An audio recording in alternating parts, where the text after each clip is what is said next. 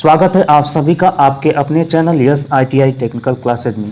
तो आज की क्लास में हम इलेक्ट्रीशियन थ्योरी पेपर को सॉल्व करने वाले हैं। इस पेपर में जितने भी प्रश्न आपको देखने को मिलेंगे वो आपके CBT एग्ज़ाम में बार बार पूछे जा रहे हैं। अभी तक आपने CBT एग्ज़ाम नहीं दिया है तो जितने भी प्रश्न इस क्लास में आपको देखने को मिलेंगे वो आपके एग्ज़ाम की दृष्टि से काफ़ी महत्वपूर्ण है, क्योंकि ये आपके एग्ज़ाम में बार बार पूछे जा रहे हैं। अब तक जितने भी शिफ्ट में पेपर हुए हैं उन पेपरों में ये क्वेश्चन आए हुए हैं, तो काफ़ी इम्पोर्टेंट है। 38 क्वेश्चन इस क्लास में हम आपको पढ़ाने वाले हैं, तो सबको रट्टा मार जाइएगा, क्योंकि 100% फंसने वाले हैं सारे प्रश्न। क्लास को आगे बढ़ाते हैं और पढ़ते हैं आज का पहला प्रश्न। ये पहला प्रश्न है जो औजार से लिया गया है। प्रश्न है, इस औजार का क्या नाम है। जैसा कि आप औजार देख रहे हैं तो ये चित्र आपको देखना है और देख करके बताना है कि कौन सा ये औजार है। तो इसका सही उत्तर हो जाएगा diagonal cutting plier. Diagonal cutting plier का ये चित्र है। चलिए अगला प्रश्न देखते हैं। अगला प्रश्न क्या है। अगला प्रश्न जो है वो सेफ्टी से लिया गया है। इस सुरक्षा चिन्ह का क्या नाम है। जैसा कि आप चित्र देख रहे हैं तो चित्र में आपको हैंड ग्लो दिख रहा है, और हैंड ग्लो आपके लिए क्या होता है, अनिवार्य होता है पहनना। इसका मतलब ये कौन सा चिन्ह है, आवश्यक चिन्ह है, यानी अनिवार्य है, मतलब आपके लिए पहनना आवश्यक है, इसलिए ये आवश्यक चिन्ह के श्रेणी में आएगा। चलिए नेक्स्ट प्रश्न देखते हैं। नेक्स्ट प्रश्न क्या है।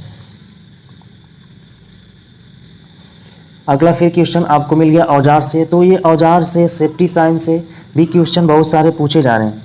प्रश्न है, इस औजार का उपयोग कहाँ होता है। जैसा कि आप चित्र देख पा रहे हैं तो इस चित्र को देख के बताना है कि इसका उपयोग आप लोग कहाँ करते हैं। तो इसका मुख्य कार्य है लकड़ी से कील को निकालना। पिंसर से हम क्या करते हैं, लकड़ी से कील को निकालते हैं। चलिए अगला प्रश्न देखते हैं। अगला प्रश्न कहाँ से पूछा था, तो ये आपके सेफ्टी से ही प्रश्न पूछा था। प्रश्न है, इस सचेतक चिन्ह का नाम क्या है। तो चित्र को देखिए और बताइए कि ये कौन सा सचेतक चिन्ह है। जैसा कि आप देख रहे हैं कि एक क्रॉसिंग है और उस क्रॉसिंग को एक आदमी क्या कर रहा है, पार कर रहा है। इसका मतलब सही उत्तर क्या होगा, पैदल क्रॉसिंग। चलिए अगला प्रश्न देखते हैं। अगला प्रश्न कहाँ से पूछा था। तो अगला जो प्रश्न है वो भी औजार से ही पूछा है। इस रेती का क्या नाम है। चित्र को बड़े गौर से देखिए और बताइए कि यह कौन सा रेती है। तो इसका सही उत्तर हो जाएगा राप्स कट रेती। चलिए अगला प्रश्न देखते हैं। अगला प्रश्न कहाँ से है। अगला प्रश्न भी औजार से है। जैसे कि आप देख रहे हैं कि प्रश्नों को मैंने अरेंजमेंट इस तरह से किया है कि आपको ये ना लगे कि अलग अलग चैप्टर से है, तो आपको हूबहू ऐसा ही आपको दिखेगा कि चैप्टर वाइज ही हम पढ़ रहे हैं, ठीक है। लेकिन ये CBT एग्ज़ाम में ये बार बार पूछे जा रहे हैं। प्रश्न को देखते हैं। यक्ष से इंगित रेती के भाग का क्या नाम है। तो इस वाले भाग के बारे में आपको बताना है, इस भाग का क्या नाम है, ठीक है। तो देखिए इसको क्या बोलते हैं, एज बोलते हैं। ये आपका शोल्डर है, ठीक। तो इसका नाम होगा हील, इसको बोलते हैं हील। इसका सही उत्तर हो जाएगा हील, ठीक है। चलिए अगला प्रश्न देखते हैं। अगला प्रश्न क्या है। अगला प्रश्न है, इस हथौड़े का क्या नाम है। तो चित्र को देखिए गौर से और बताइए कि ये कौन सा हथौड़ा है, ठीक है। तो ये इसका सही उत्तर हो जाएगा क्ला हथौड़ा। क्ला हथौड़ा इसका सही उत्तर है। एक तरह से आप देख रहे हैं कि आप कील को ठोक सकते हैं और दूसरी तरफ से कील को आप निकाल सकते हैं। चलिए अगला प्रश्न देखते हैं। अगला प्रश्न कहाँ से। तो ये सोल्डरिंग से पूछ लिया है। चित्र है, सोल्डरिंग विधि क्या है। सोल्डरिंग विधि का नाम बताना है। तो आप देख रहे हैं कि एक गन सोल्डर है और यहाँ पे सोल्डरिंग किया जा रहा है इस वाले भाग में। तो इसका उत्तर क्या होगा, जल्दी से आप लोग बताइए। तो देखिए इसका उत्तर होगा आपका सोल्डरिंग गन के साथ सोल्डरिंग करना, यानी सोल्डरिंग गन है, ये गन आपको दिख रहा है, ठीक है। इसलिए इसका सही उत्तर हो जाएगा सोल्डरिंग गन के साथ सोल्डरिंग। चलिए अगला प्रश्न देख लेते हैं। अगला प्रश्न क्या है। अगला जो प्रश्न है आपको केबल से पूछा था। केबल का ये प्रश्न है, इस भूमिगत केबल में यक्ष से इंगित भाग का क्या नाम है।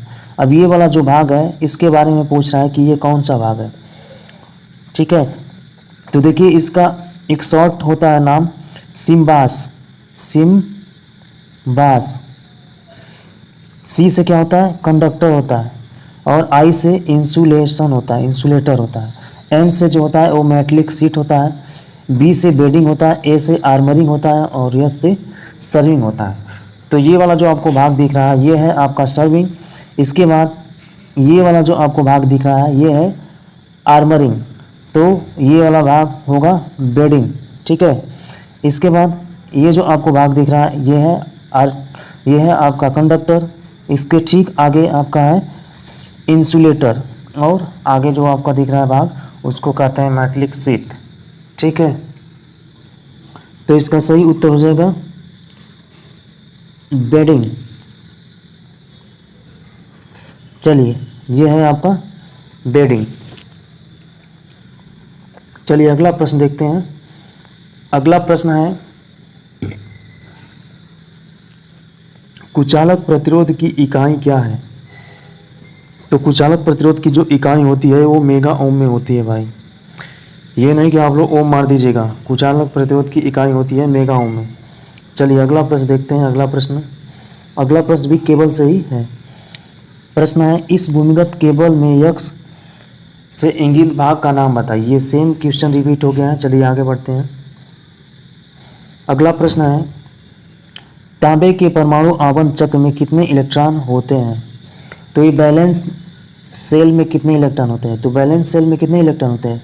कार्बन का जो कॉपर का परमाणु क्रमांक होता है वो 29 होता है।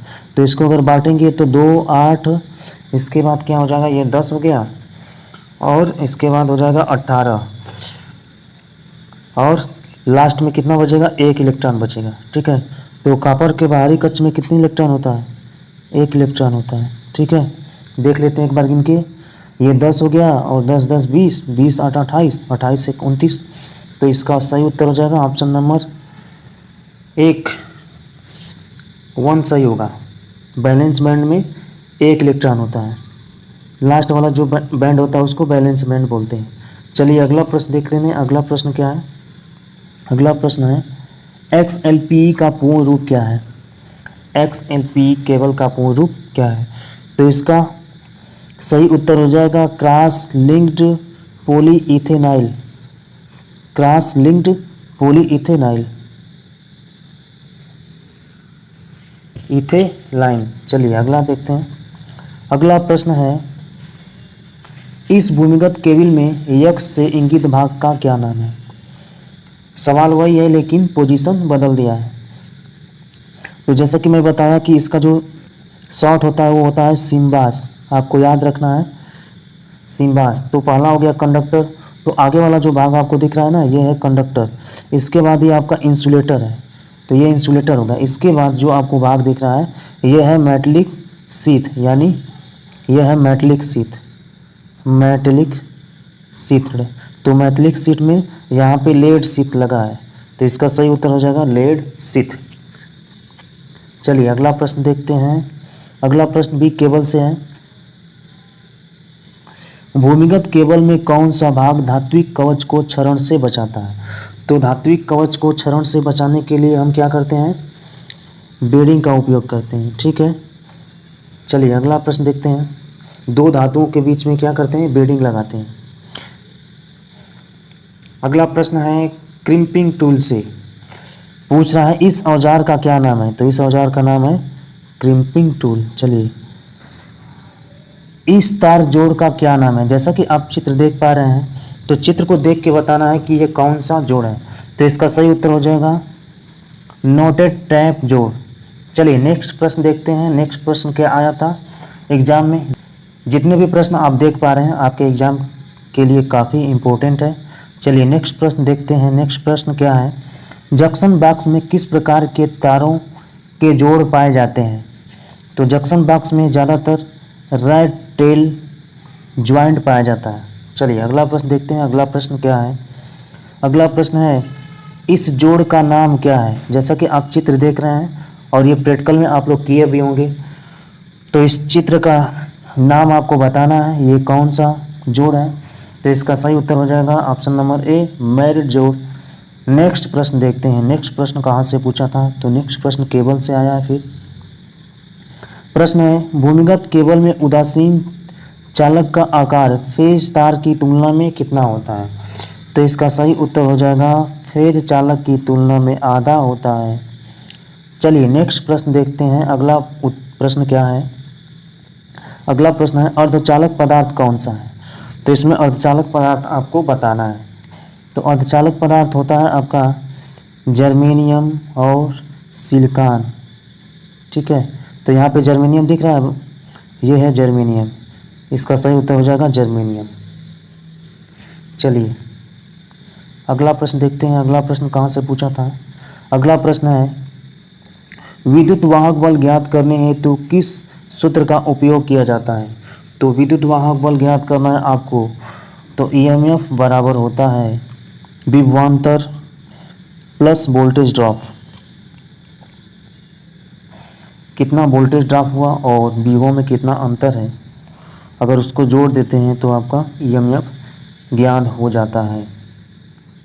तो इसका सही उत्तर हो जाएगा ऑप्शन नंबर बी, विभवांतर प्लस वोल्टेज ड्रॉप। चलिए नेक्स्ट प्रश्न देखते हैं। अगला प्रश्न क्या पूछा था आपके एग्जाम में? प्रतिरोधकता की इकाई क्या है? तो प्रतिरोधकता की इकाई क्या होता है? ओम मीटर होता है। क्या होता है? ओम मीटर होता है। तो इसका सही उत्तर हो जाएगा ऑप्शन नंबर सी, ओम मीटर। और प्रतिरोध का क्या होता है इकाई? तो प्रतिरोध का इकाई होता है ओम। ठीक है, चलिए अगला प्रश्न देखते हैं। अगला प्रश्न क्या पूछा था? अगला प्रश्न है सर्किट ब्रेकरों में आर्क शमन सुरक्षा के लिए किस प्रतिरोध का उपयोग किया जाता है? तो इसका सही उत्तर है वेरिस्टर। तो ब्रेकरों में आर्क शमन सुरक्षा के लिए वेरिस्टर नामक प्रतिरोध का उपयोग किया जाता है। अगला जो आपका प्रश्न है ठोस चालक के गुच्छे हुए चालक की तुलना में क्या हानि है? यदि आप एक ठोस चालक यूज करते हैं तो क्या लॉसेज है? देखिए अगर ठोस चालक अब यूज करेंगे तो उसमें जो लचीलापन है वो कम होगा, इसलिए गुथे हुए चालक में लचीलापन ज़्यादा होता है और यही ठोस चालक की हानि है। ठोस चालक में कम लचीलापन होता है, यही इसका क्या है? हानि है। चलिए अगला प्रश्न देखते हैं। परमेंस की इकाई क्या होती है? तो परमेंस जो होता है वो प्रतिष्ठम्भ का उल्टा होता है। प्रतिष्ठम्भ का उल्टा होता है। ठीक है, प्रतिष्ठम्भ का मात्रक होता है एम्पियर टर्न प्रति वेबर और प्रतिष्ठम्भ का उल्टा होता है परमेंस, तो परमेंस का मात्रक हो जाएगा वेबर प्रति एम्पियर टर्न। चलिए अगला प्रश्न देखते हैं। अगला प्रश्न क्या है? अगला प्रश्न है यदि तीन प्रेरकत्व L1, L2 और L3 श्रृंखला में जुड़े हुए हैं तो कुल प्रेरकत्व क्या होगा?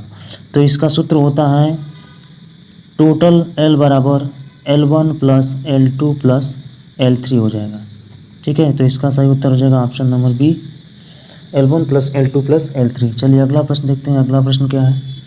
कौन सा पदार्थ अचुंबकीय पदार्थ है? तो चुंबकीय पदार्थ कितने प्रकार के होते हैं? 3 प्रकार के होते हैं। पहला होता है लौह चुंबकीय पदार्थ, फिर से अनुचुंबकीय पदार्थ और अचुंबकीय पदार्थ।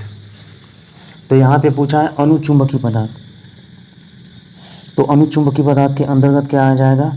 आपका कॉपर आ जाएगा। ठीक है, इसमें थोड़ा मोड़ा चुंबक का भी गुण होता है। चलिए नेक्स्ट प्रश्न देखते हैं। नेक्स्ट प्रश्न क्या है? श्रेणी परिपथ में कुल धारिता की गणना कीजिए।